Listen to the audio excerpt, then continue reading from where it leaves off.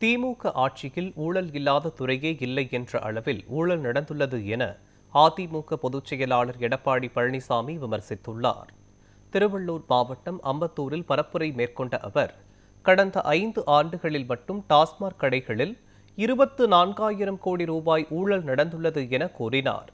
மக்கள் திட்டத்திற்கு வரிப்பணத்தை செலவழிக்காமல் வீண் விளம்பரத்திற்கு செலவழிப்பதாக முதலமைச்சர் ஸ்டாலினை விமர்சித்த எடப்பாடி பழனிசாமி, சட்டமன்றத்தில் பதிலளிக்காமல் புறப்பட்டு சென்றவர் ஸ்டாலின் எனவும் கூறினார். ஒரு நாளைக்கு 7 லட்சம் பேருக்கு உணவு கொடுத்தோம். ஒரு நாளைக்கு 7 லட்சம் பேருக்கு உணவு கொடுத்தோம். அப்படி ஏதாவது ஒரு செயலையாவது உங்களுடைய ஆட்சியிலே பார்க்க முடிஞ்சதுங்களா? ஒரே ஒரு செயல், கொள்ளையடிப்பதுதான் செயல். எல்லா துறையிலும் ஊழல். ஊழல் இல்லாத துறையே இல்ல.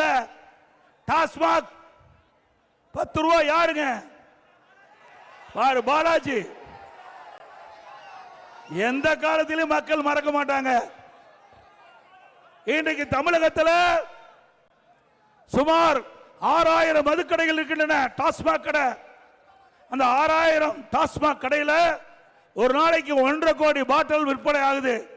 ஒரு பாட்டிலுக்கு 10 ரூபாய்னா ஒரு நாளைக்கு 15 கோடி விஞ்ஞான முறையிலே ஊழல் செய்கின்ற ஒரே அரசாங்கம் திராவிட முன்னேற்ற கழக அரசாங்கம்.